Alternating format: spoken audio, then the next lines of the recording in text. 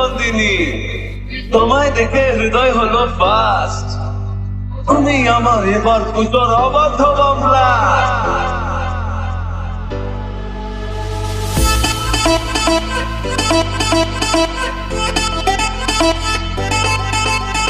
এবার কেন অন্যরকম পুজো? আগের বছর ছিল কোথায় দুজন? চতুর্থীতে পাখনা কেনা শুরু, মনের মালিক রচনাদের